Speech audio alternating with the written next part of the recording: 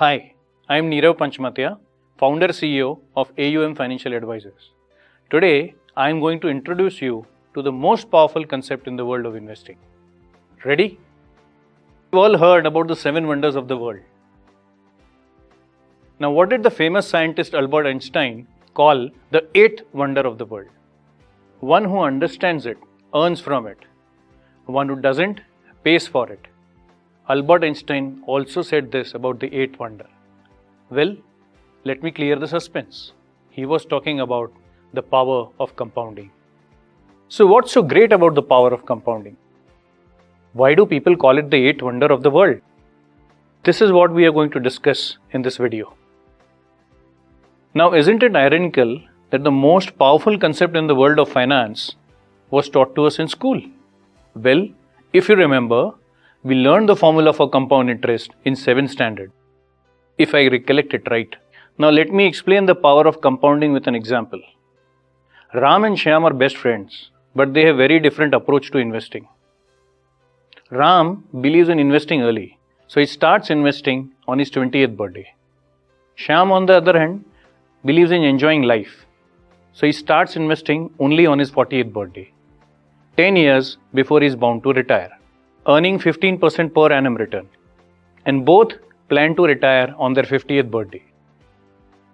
Ram invests 5,000 a month, whereas Shyam, because he started late and because he intends to catch up with Ram, invests 15,000 rupees a month, 3 times more than what Ram invests.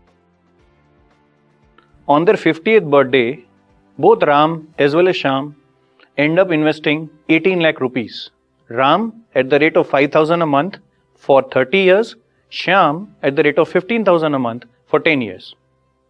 Observe that the amount that both of them have invested is the same, 18 lakh rupees, and both of them have invested in the same instrument, earning same 15% return per annum. Now here's a question for you. What according to you would be the value of Shyam's 18 lakh investment on his 50th birthday? Any guesses? Shyam's 18 lakh investment on his 50th birthday becomes 39 lakh rupees. Not bad considering that he didn't invest at one time and he invested 15,000 rupees a month only for 10 years.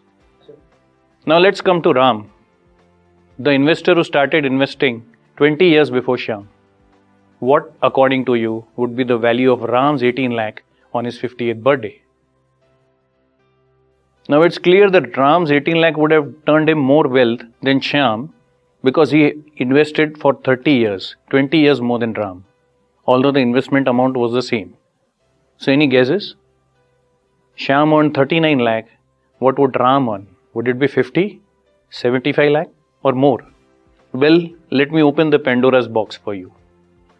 The value of Ram's investment on his 50th birthday, hold your breath, is a whopping 2.78 crore.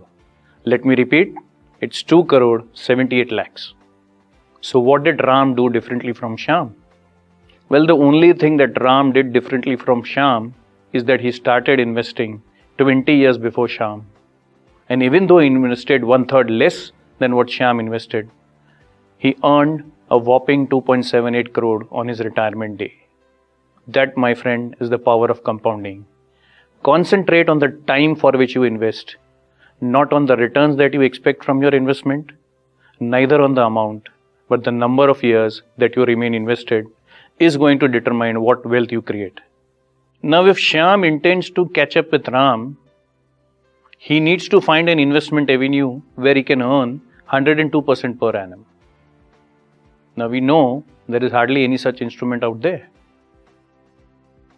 This example teaches us the power of N, the number of years that you remain invested. More the number of years that you remain invested, more wealth gets created. Now carefully observe this table.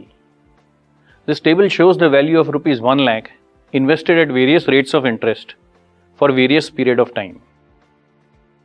Notice that rupees 1 lakh invested at 13% per annum for 10 years grows to 3.4 lakh.